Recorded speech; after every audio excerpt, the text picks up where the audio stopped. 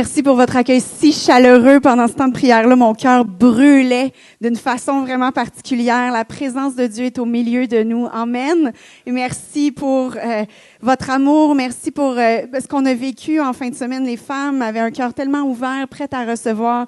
Et ça m'honore, ça me bénit. Donc, merci vraiment. Merci pour cet accueil-là.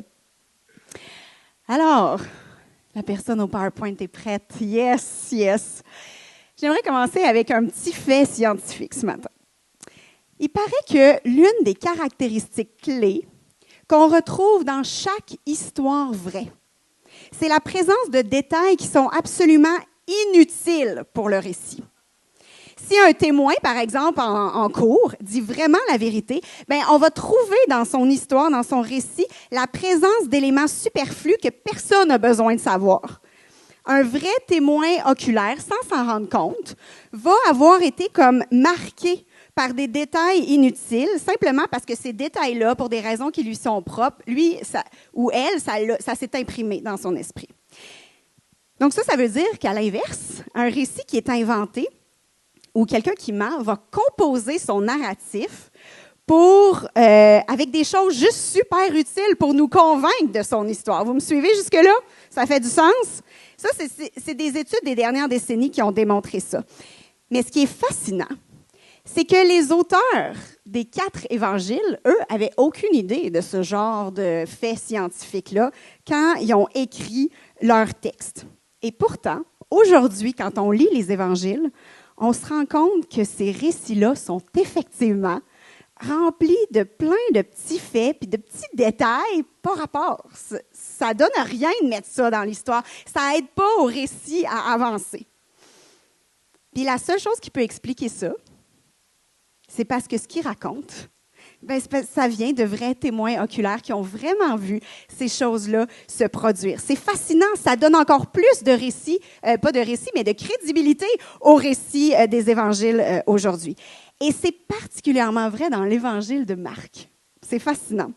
Marc, peut-être vous le savez, peut-être vous ne le savez pas, mais raconte l'histoire de Jésus de la façon dont Pierre, le fameux disciple Pierre, l'a vécu pendant ces 3 ans-là avec lui. D'ailleurs, vous remarquerez dans l'évangile de Marc, Pierre est présent partout, dans presque toutes les histoires.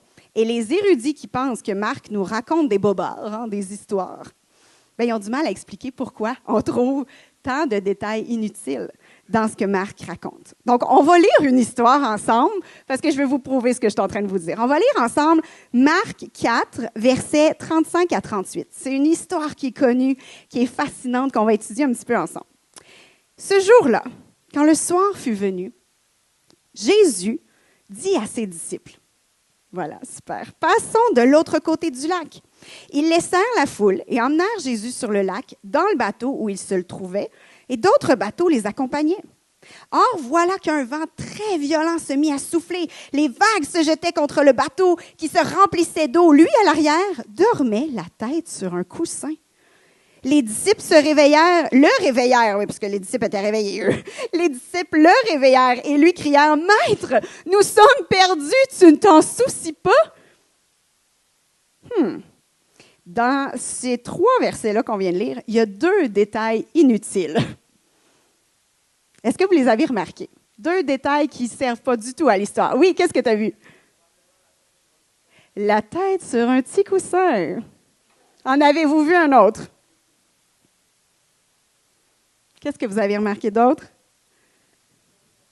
Oui, il y avait d'autres bateaux qui les accompagnaient. Ça change quoi, cette histoire-là? Absolument rien.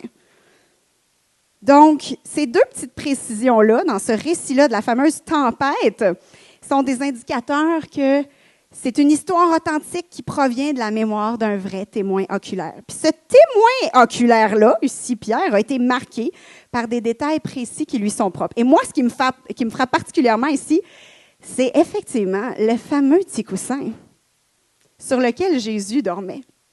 Là, vous vous dites, « Hey, elle ne va pas nous prêcher sur un petit coussin, elle, le matin, là. » Quand même, on va tous s'endormir. Faites-moi confiance, OK? Il faut me suivre quelques instants. Là, il y a une raison pour laquelle je vous parle de ça, puis ça vaut la peine. C'est vraiment intéressant le contexte de ce passage-là. Jésus et les disciples se trouvaient sur la mer de Galilée quand la fameuse tempête s'est levée.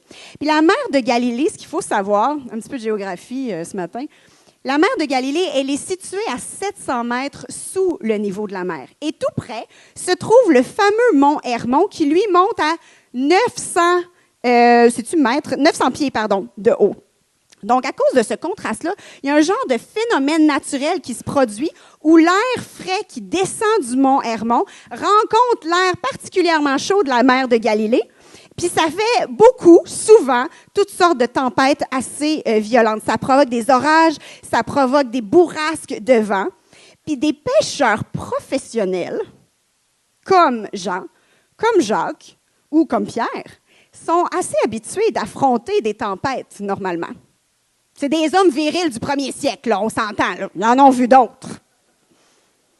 Donc, pour que Marc nous raconte que les disciples avaient aussi peur puis étaient sûrs qu'ils étaient sur le point de mourir, il fallait que la tempête soit vraiment monstrueuse.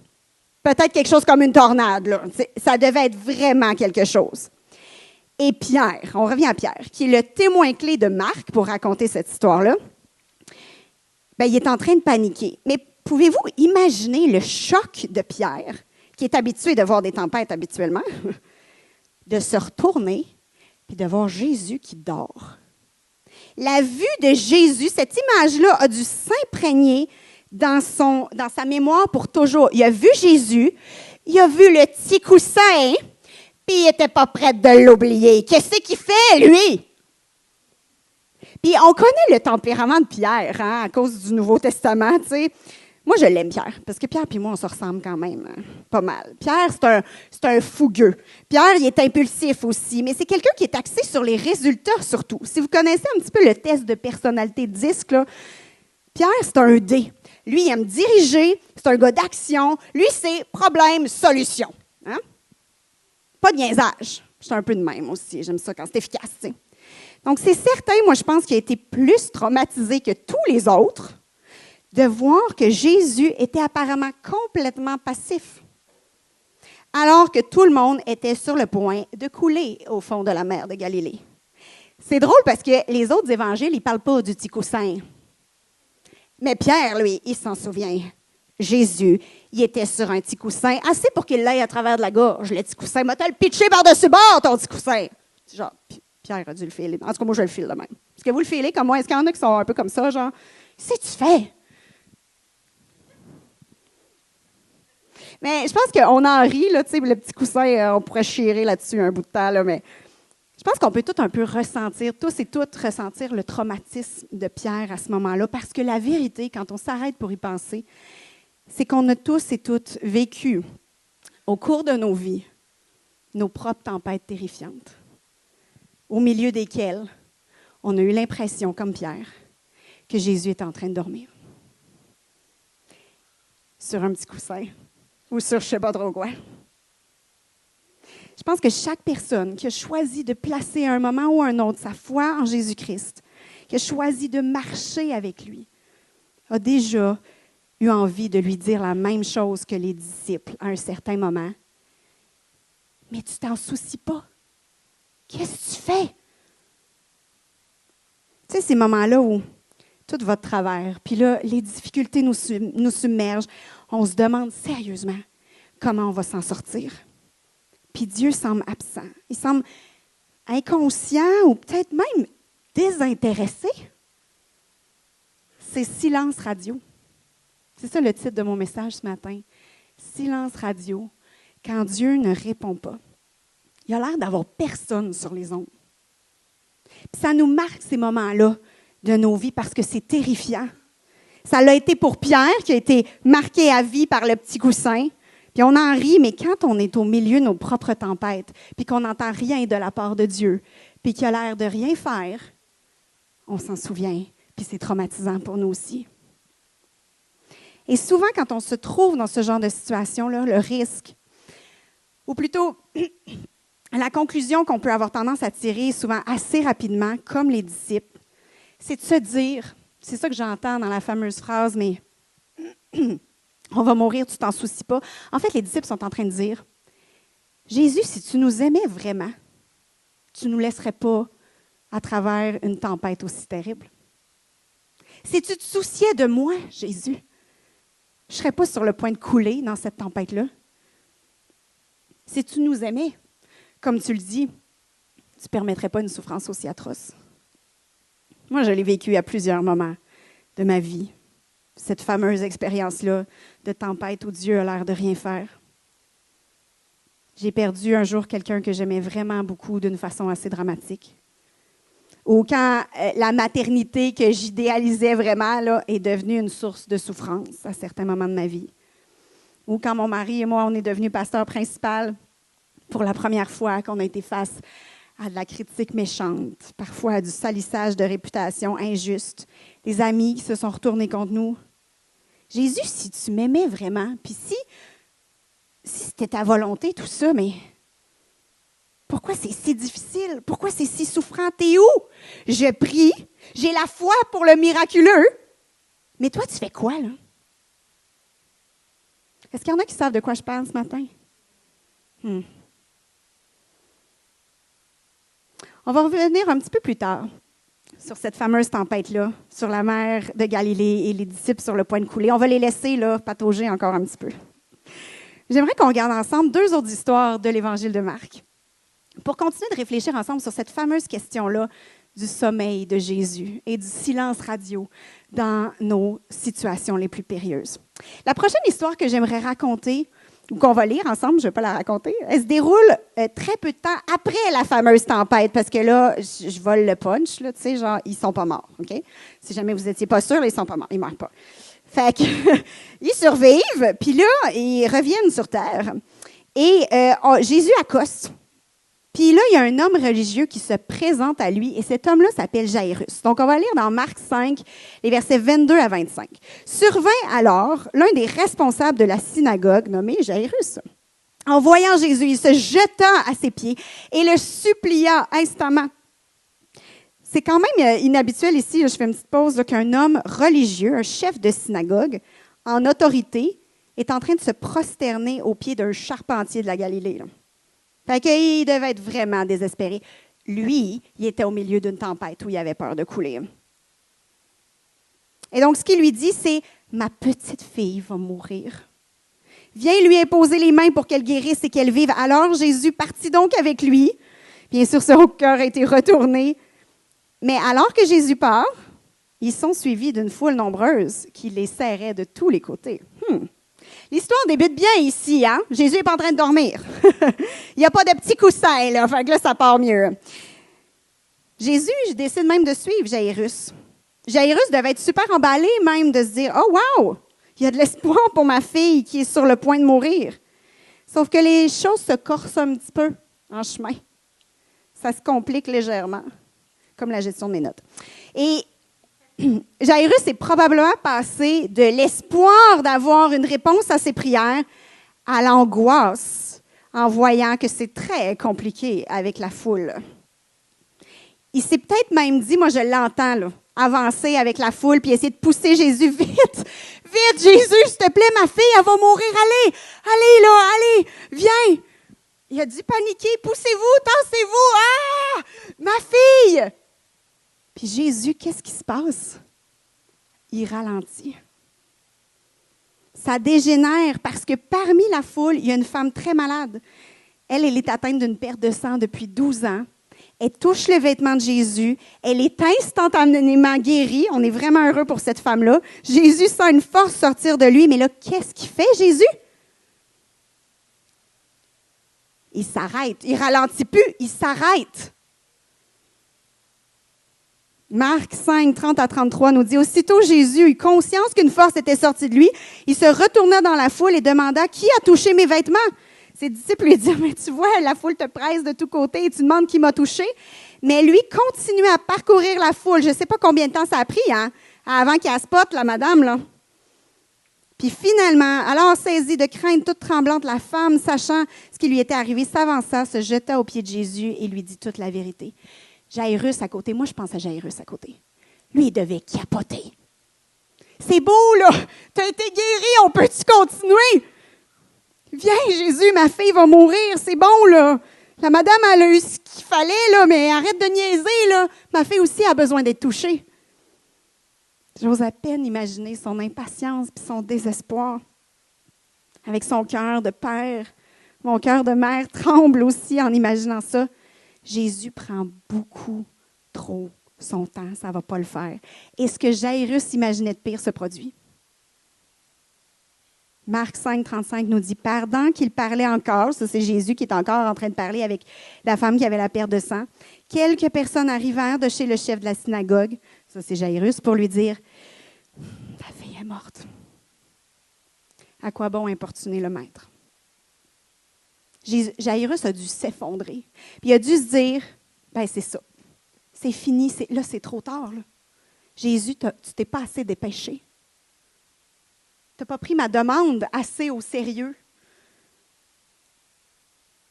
Nous, on dirait en bon québécois, il dormait au gaz. Il ne se souciait peut-être pas assez de ma fille et de moi, il faut croire. Mais soudainement, alors que tout semble terminé, ça a l'air d'être la fin, là. Jésus dit quelque chose d'extraordinaire.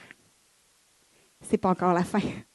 Marc 5, 36 nous dit, mais Jésus entendit ces paroles et il dit au chef de la synagogue, ne crains pas, crois seulement. Wow! En gros, Jésus dit à Jairus, fais-moi confiance, sois patient, ce n'est pas nécessaire de se précipiter. Moi, ça me laisse sans voix. Je me dis, aïe, aïe, le sens du timing de Jésus, là, ça nous confond bien souvent, n'est-ce pas? Sa grâce opère rarement selon notre agenda et notre emploi du temps, n'est-ce pas? Mais sa grâce n'est absolument pas absente parce que les délais sont insupportables. C'est même le contraire.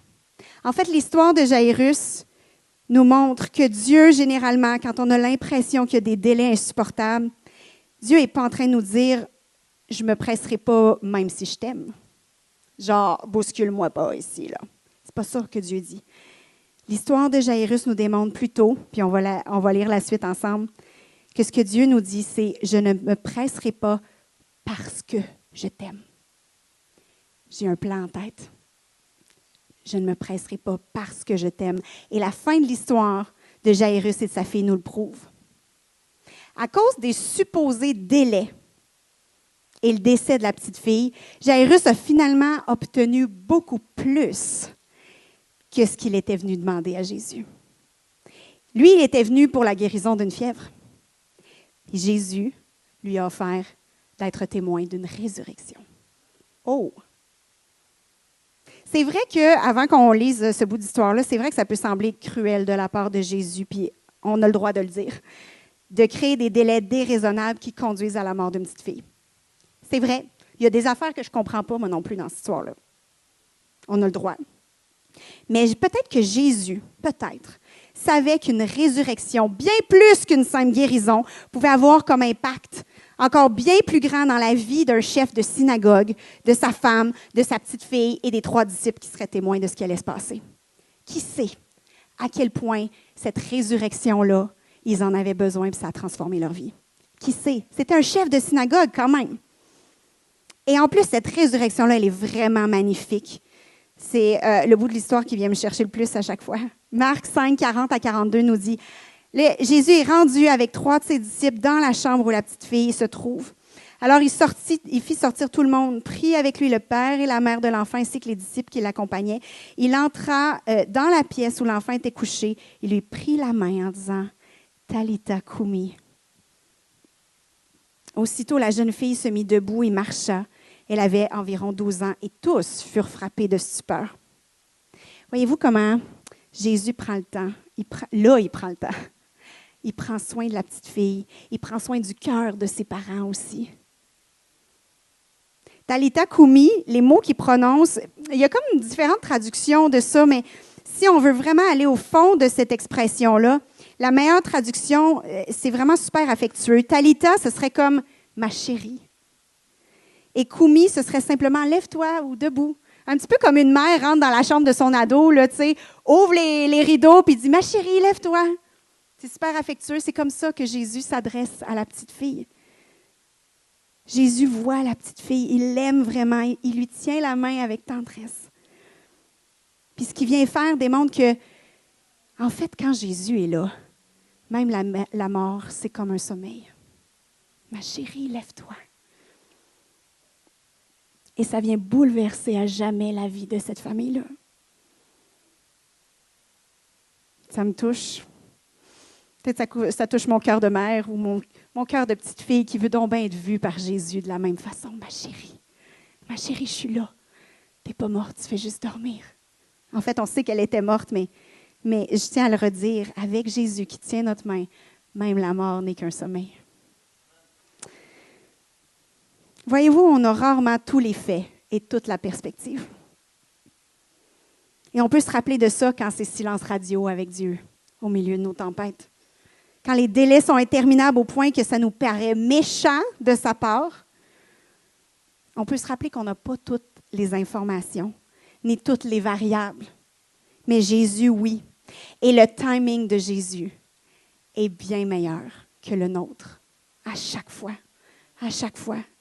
Il nous aime profondément et il ne se presse pas souvent parce qu'il nous aime. Alors, si Jésus semble vous faire patienter en ce moment, bien plus que ce qui vous semble raisonnable, si la patience vous manque au point d'être prêt à abandonner même, je veux dire, je sais que ça fait mal. Je le sais. Mais Jésus te dit, comme à Jairus, ne crains pas. Crois. Crois seulement. Jésus est rarement là où on l'attend sur notre chemin. L'Évangile de Marc, d'ailleurs, s'emploie à nous montrer que oui, Jésus est déstabilisant. Il ne fait pas ce qu'on attend de lui bien, bien souvent. Parce qu'il est Dieu, parce qu'il est infiniment plus grand et plus merveilleux que tout ce qu'on peut imaginer, il est aussi plus complexe que ce qu'on peut imaginer. Et c'est la meilleure des choses. On le voit aussi lors de sa rencontre avec cet homme-là paralysé, une autre histoire qui nous est racontée par Marc. Vous savez, cet homme qui a été descendu d'un toit par ses amis. C'est beau avoir des amis comme ça, hein? Ça nous montre que c'est important de s'entourer de bons amis qui vont être prêts à se battre pour nous. Cette histoire-là, je la trouve aussi croustillante que celle des disciples dans la barque, là, au milieu de la tempête. On va lire ensemble ce qui s'est produit dans Marc 2, cette fois-ci, 1 à 5. Quelques jours plus tard, Jésus se rendit de nouveau à Capernaum. On apprit qu'il était à la maison. Donc, encore une fois, une foule se rassemble, si nombreuse qu'il ne restait plus de place, même pas devant la porte. Et Jésus annonçait la parole de Dieu. On lui amena un paralysé porté par 4 hommes, mais ils ne purent pas le transporter jusqu'à Jésus à cause de la foule. Alors, ils montèrent sur le toit, défirent la toiture, je ne sais pas combien de temps ça leur a pris. Le toit de la toiture de la maison au-dessus de l'endroit où se trouvait Jésus. Et par cette ouverture, ça n'a pas dû être évident, là, à 4 cordes, là, descendre un gars pour ne pas le faire basculer. Là. Ils firent glisser le brancard sur lequel le paralysé était couché. Il devait avoir chaud. Et lorsqu'il vit la foi de ces gens, Jésus dit au paralysé, « Mon enfant, tes péchés te sont pardonnés. » Avez-vous vu un truc qui ne fonctionne pas ici? Le gars, il ne peut pas marcher. Il ne peut pas travailler. Peut-être qu'il souffre même, on ne sait pas, depuis très longtemps, de différentes manières. Puis là, il y a tous ses amis qui font des pieds puis des mains pour le descendre, qui suent à grosses gouttes. Ça a pris je ne sais pas combien de temps pour amener cet homme-là devant Jésus. C'est pas simple, là, la patente.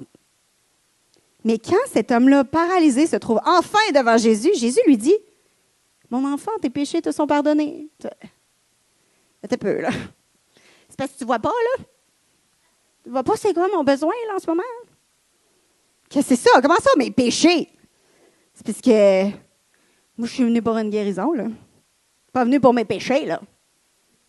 Je ne sais pas si vous mesurez le décalage ici. Comment ça a dû surprendre cet homme-là paralysé. Mais en fait, encore une fois, Jésus sait quelque chose que l'homme paralysé ne sait pas. Sa perspective est différente. Jésus sait que cet homme-là a un bien plus gros problème que juste la paralysie de son corps. Jésus est en train de lui dire, en fait, « Mais oui, pour vrai, je comprends ta situation. Puis je vois ta souffrance physique, vraiment. On va y venir. dans quelques instants. Mais réalise d'abord que le principal problème de ta vie, et de la vie de tous les êtres humains, en fait, ce n'est pas la souffrance physique, mais c'est le péché. C'est ça ton vrai problème. Quand Jésus parle de péché ici, et comme partout dans la Bible d'ailleurs, il ne fait pas juste référence aux mauvaises choses qu'on a pu faire dans notre vie. Il ne parle pas juste de mensonges ou de convoitises. Le péché, c'est surtout d'ignorer Dieu et de vivre sa vie sans référence à Dieu, sans chercher sa volonté pour nous. Le péché, c'est aussi de décider de prendre notre vie entre nos mains puis de la vivre comme on l'entend. Puis Jésus dit à l'homme paralytique comme à nous, c'est ça le principal problème. Puis là, il faut faire attention de ne pas faire l'équation qu'à cause de son péché, il est paralysé. Ce n'est pas ça que Jésus est en train de dire. Il dit juste, moi, je vois plus profond. C'est juste ça. Moi, je vois le vrai problème. Et souvent, c'est la même chose pour nos vies. Si on va à Jésus puis on lui demande de juste guérir notre petit bobo en surface, là. Moi, j'ai telle affaire. Moi, j'ai besoin d'une job, Jésus. Ça ne va pas dans mon mariage, Jésus. Quand on lui amène nos petits bobos en surface, souvent, Jésus est en train de nous dire, on ne va pas assez creux, en fait. On sous-estime nos véritables besoins. Au fond de nos âmes, les véritables besoins de nos cœurs. Bien sûr, n'importe qui est paralysé ou gravement malade, ou encore n'importe qui a un problème financier, ou un enfant loin de Dieu qui est en train de faire n'importe quoi, ou n'importe qui a besoin d'un emploi, puis ça presse parce qu'il y a des problèmes financiers, ou qui a besoin d'un miracle dans son mariage.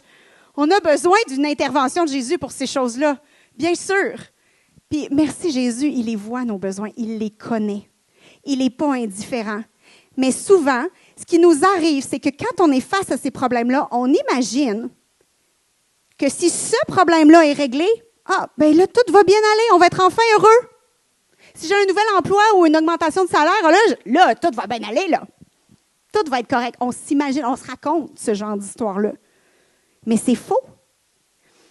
Jésus savait que s'il faisait juste guérir l'homme paralysé, ben peut-être que le gars, il aurait dansé là, pendant 2-3 mois. Là. Après, il se serait cassé une hanche. Non, c'est pas ça qui serait arrivé nécessairement, mais son bonheur, là, son extase aurait peut-être duré 2, 3, 4 mois, je ne sais pas. Puis après, l'euphorie diminue, d'autres problèmes surviennent, quelque chose d'autre se produit, puis finalement, les racines de l'insatisfaction continuent de s'approfondir dans nos cœurs. Et Jésus sait que c'est seulement d'un cœur vraiment guéri, vraiment transformé, dont on a besoin. Mais Jésus sait que ce qu'on a vraiment besoin par-dessus toute chose, c'est de trouver notre vraie satisfaction et notre vrai bonheur en lui. Bien au-delà d'une réponse à une souffrance temporaire. Jésus le sait. Et donc, quand on vient à lui, dans sa grâce et son amour absolument surabondant, bien, ça arrive. La plupart du temps, qui ne répondent pas juste à notre prière ou à notre demande bien claire. En fait, ça, c'est parce que Jésus désire toujours faire quelque chose de bien plus profond. Souvent, le pire même qui puisse nous arriver, moi j'en viens à cette conclusion-là, pas toujours, mais souvent le pire qui puisse nous arriver, c'est que Dieu réponde seulement en fonction de ce qu'on pense avoir besoin. On pense qu'on sait ce qu'on a besoin. On ne sait souvent pas ce qu'on a vraiment besoin. Si souvent on demande des choses à Dieu, on prie de façon spécifique, mais au fond, nous, on désire ces choses-là parce qu'on s'imagine que si on les obtient, tout va être enfin parfait. Cette chose-là qu'on demande, un mari, on aimerait ça avoir un mari, on aimerait ça avoir une femme, un chalet au bord de l'eau. Peut-être pas vous, là, en Beauce, là, c'est le pick-up, le chalet. Tout le monde prie pour ça. Un meilleur travail, une entreprise qui va fleurir, des bonnes notes à l'école peut-être. Mais on désire ces choses-là, en fait, pour nous sauver de notre misère, notre désillusion, pour éviter d'être médiocre. Puis ce qui arrive, c'est que si Dieu ne nous les donne pas, on devient fâché contre lui. Bien là, moi je prie avec foi, là, je te dis précisément ce que j'ai besoin. Puis si Dieu ne nous les donne pas, bien là, on est fâché, on se sent vide, on se sent malheureux. Mais Jésus sait parfaitement que s'il nous donnait cette chose-là qu'on demande, on se sentirait encore plus frustré dans pas long. Encore plus vide, encore plus malheureux, parce qu'on réaliserait qu'on pensait que ces choses-là nous sauveraient, mais ils ne le font pas. Il n'y a personne d'autre que Jésus, et Jésus lui-même, qui peut vraiment satisfaire les besoins profonds de notre âme. Mais on a tellement du mal, même quand ça fait des années qu'on connaît Dieu, on a tellement du mal à l'assimiler, ça. On continue de s'imaginer qu'on a besoin de bébelles dans la vie. Puis beaucoup d'entre nous, on a accepté Jésus, on a commencé à venir à l'Église, surtout parce qu'on avait des problèmes. On avait besoin d'un petit coup de pouce là, pour passer le cap. Mais en fait, ce qu'on voulait, c'était juste mieux retourner à nos habitudes, à essayer de nous sauver nous-mêmes. Puis chercher à combler nos petits besoins superficiels en dehors de Dieu. Mais si on cherche ailleurs qu'en Jésus pour trouver du secours, pour combler nos vides, alors Jésus va rester peut-être silencieux un bout de temps, jusqu'à ce qu'il nous réponde comme à l'homme paralysé. Ton plus grand besoin, c'est moi. Ton plus grand besoin, c'est moi. Quand on a l'impression que Dieu est silencieux, parfois, c'est parce que son timing est différent du nôtre, mais parfois, c'est parce qu'il désire nous donner meilleur. Il connaît nos besoins et nos besoins plus profonds encore. On prie souvent mal. On prie pour satisfaire notre ego. On prie pour combler nos petits vides. Mais Jésus nous aime à la folie et il nous dit, attends, j'ai meilleur pour toi. Puis bien sûr que Jésus a guéri aussi le paralytique, puis lui a permis de marcher, n'est-ce pas? Ça me touche parce que Jésus a répondu aux besoins physiques avec amour du paralytique, mais il a aussi répondu à son besoin spirituel que cet homme-là ne savait même pas qu'il avait. On n'a pas besoin dans nos vies d'un Dieu qui fait juste exaucer instantanément tous nos souhaits parce qu'on deviendrait des enfants gâtés ridicules. On a besoin d'un Dieu plus complexe, mais infiniment plus profond aussi, capable de percer avec amour notre égocentrisme, retirer ce péché-là de nos vies qui nous garde captifs et nous donner de bien plus saines aspirations aussi. Sur ça, on va terminer en retournant dans la tempête, dans cette fameuse barque-là, avec un typhon, des disciples effrayés, et Jésus qui dort sur quoi? Un petit coussin. Je vous rassure, le petit coussin, il finit par prendre le bord, OK? Si vous êtes tannés d'en entendre parler. Jésus se réveille, puis enfin, il intervient. Ouh! Alors, on a envie de dire, ouais, c'est ça, c'est pas trop tôt, Jésus. Mais on vient d'apprendre, avec Jairus et avec l'homme paralysé, que Jésus a une vision beaucoup plus large que la nôtre, qu'il y a souvent une raison derrière les délais. Donc, on ne va rien dire à Jésus pour le moment, puis on se dit, OK, s'il se réveille à ce moment-là, ça doit être parce qu'il savait ce qu'il faisait. Donc, on se rappelle où on a laissé nos amis disciples en détresse. On disait, les disciples se réveillèrent et lui crièrent, « Maître, nous sommes perdus et tu t'en soucies pas. » Alors, la suite de l'histoire dans Marc 4, 39 à 41. Enfin, Jésus se réveilla. Il parla sévèrement au vent et ordonna au lac, « Silence, tais-toi! » Le vent tomba et il se fit un grand calme. Puis il dit à ses disciples, « Pourquoi avez-vous si peur? Vous ne croyez pas encore? » Mais eux furent saisis d'une grande crainte et ils se disaient les uns aux autres, « Qui est donc cet homme pour qui même le vent et le lac lui obéissent? » Il y a deux choses extraordinaires qui se produisent dans ce passage-là. D'abord, Jésus a simplement commandé au vent et à l'eau de la façon la plus simple qui soit de se taire. Il n'a pas roulé ses manches, là, préparé sa petite baguette, là, fait une grande incantation. Là. Il a juste rabroué le vent et le lac, comme on dit à un enfant un petit peu turbulent de se calmer. Puis la tempête, elle obéit, comme un enfant qui a un petit peu peur d'une conséquence de la part de son parent. Là. Puis Marc nous dit non seulement que le vent tomba, mais quand il répète, c'est comme ça a l'air redondant, il dit il se fit un grand calme. En fait, c'est parce qu'il est en train de parler de l'eau aussi. Non seulement le vent a tombé, mais l'eau est devenue comme un miroir.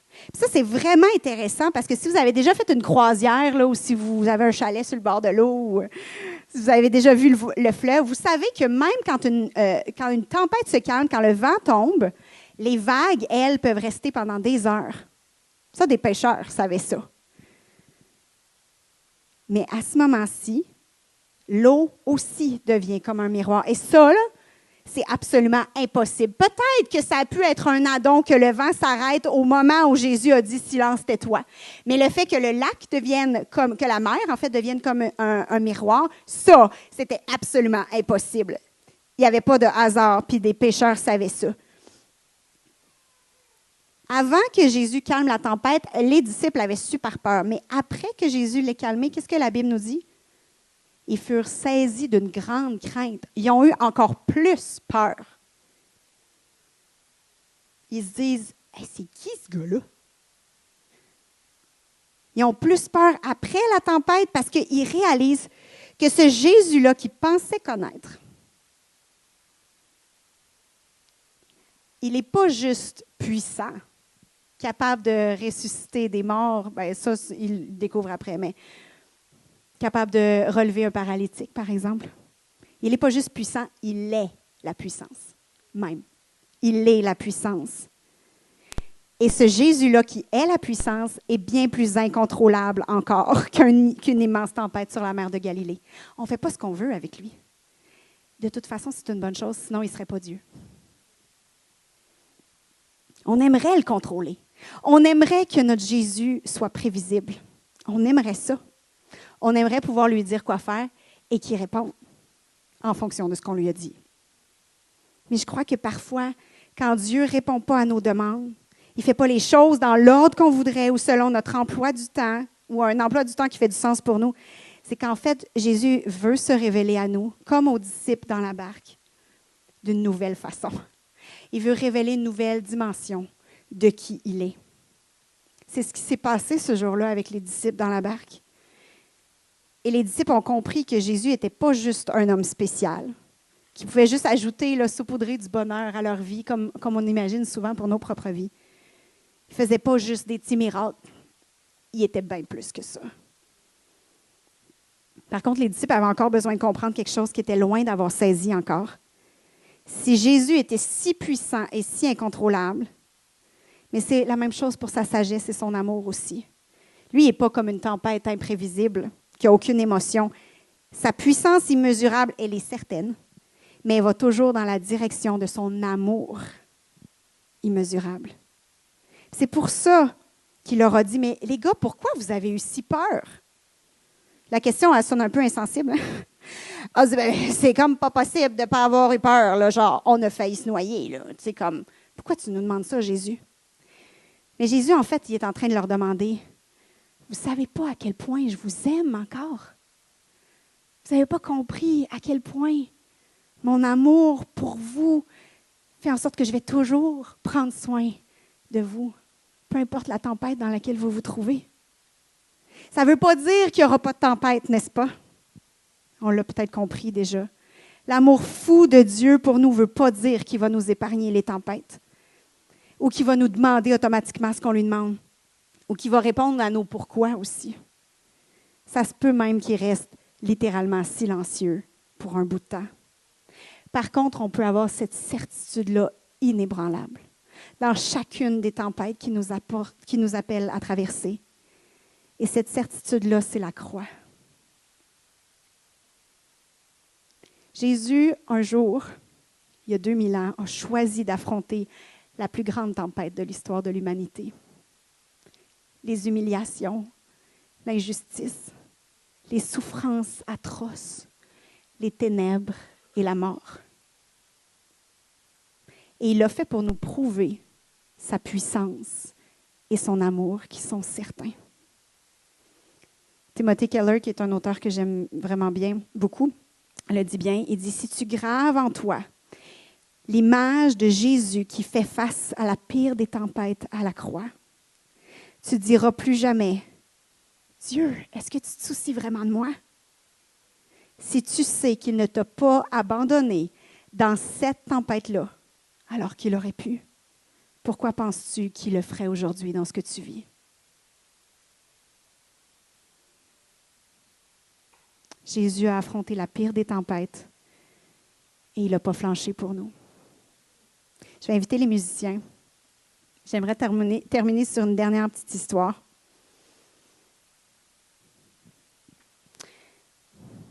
Il y a un des grands mystères de l'amour et plus particulièrement du mariage. Ben oui, vous allez avoir une petite capsule sur le mariage. En plus, c'est du bonus ce matin. C'est que généralement, il paraît qu'on ne marie pas la personne qui est en face de nous vraiment. Quand on se marie, on marie l'idée de la personne en face de nous. On projette qu'est-ce qu'on pense que la personne est. C'est vrai que la romance, au début, c'est fabuleux. On trouve l'autre personne extraordinaire. Il est comme si, elle est comme ça, c'est fabuleux. Il me rend si heureuse. Quand on est amoureux, il y a plein d'électricité, ces émotions-là, c'est super génial.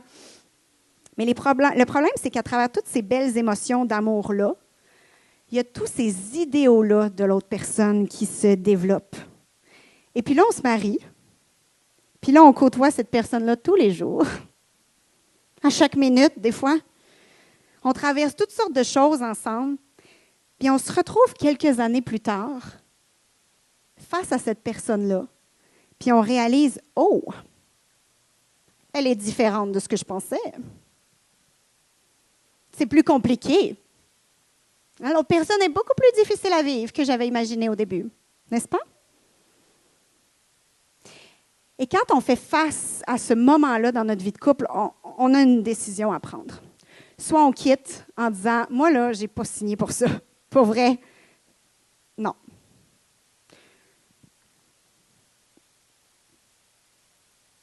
Ou on peut décider, en réalisant qu'on avait fait beaucoup de projections, qu'on avait placé sur l'autre des idéaux qui étaient un peu injustes, on peut décider qu'on tient bon et qu'on apprend à connaître l'autre personne pour ce qu'elle est vraiment. Et c'est ça la beauté du mariage, c'est d'apprendre à aimer l'autre personne pour qui elle est vraiment.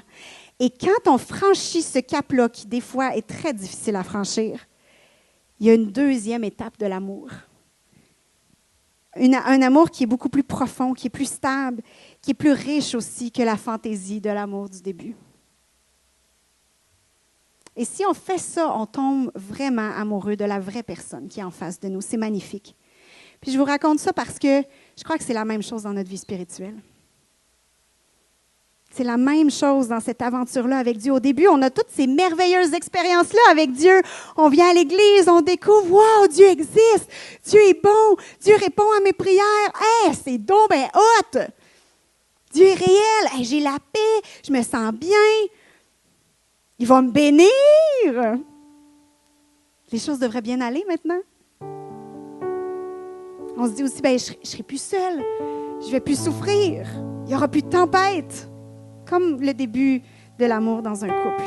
Mais quelque part sur notre chemin spirituel, on est confronté à la réalité finalement. Jésus est beaucoup plus complexe qu'on pensait. Il ne va pas toujours faire ce qu'on lui dit de faire.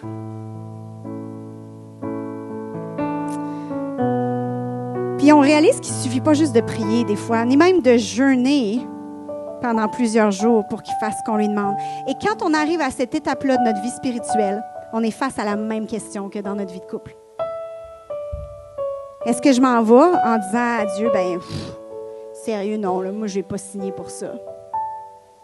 Ou est-ce qu'on choisit d'apprendre à découvrir Dieu pour qui il est vraiment? Qui est un Dieu, oui, qui va nous laisser passer dans des tempêtes. Qui est un Dieu qui va rester silencieux parfois parce qu'il y a des plans bien plus parfaits que tout ce qu'on avait imaginé. Et si on accepte de passer ce cap-là, des fois, ça dure des années. Des fois, il y a des petits loops aussi. On revient en arrière, puis là, on revient en avant. Ce n'est pas toujours un continuum direct, mais au final, notre vie fait ce grand chemin-là. Ou quand on passe le cap, puis on réalise qui est Dieu vraiment. Mais que même s'il n'est pas ce qu'on pensait, il est quand même vraiment digne de confiance. Alors, on passe dans une deuxième étape de l'amour avec Dieu. C'est un amour extraordinaire. C'est un amour qui n'est plus juste là, puis là, c'est un amour qui est ici. On sait que Dieu nous aime. On est prêt à entrer en orbite autour de lui, puis le laisser diriger notre vie vraiment. Peu importe la tempête, peu importe le petit coussin, tu te réveilleras quand tu voudras, mais je sais que tu me tiens. Je sais que tu me tiens. Alors qu'on va faire un chant, je vous invite juste à vous lever. Puis, je ne sais pas quelle partie de l'histoire de ce qu'on a parlé ce matin vous a touché, mais j'ai envie de vous inviter juste à abandonner au pied de la croix votre agenda, votre sens du timing à vous, ce que vous croyez qui serait bon pour vous, la façon dont vous priez pour dire à Dieu quoi faire. Juste déposer ça au pied de la croix. Dites à Dieu, moi, je veux apprendre à te découvrir pour qui tu es vraiment. Je veux apprendre à te faire confiance, même si c'est silence radio. Et te laisser diriger ma vie avec ton temps, avec tes réponses. Et te laisser te révéler à moi d'une façon que je ne te connaissais pas. Qu'on puisse le faire avec foi, avec audace. Et si jamais on doute, on ne comprend pas, qu'on puisse dire, alors, Jésus vient juste au secours de ma foi. Je ne suis pas capable d'abandonner cette chose-là. Viens au secours de ma foi.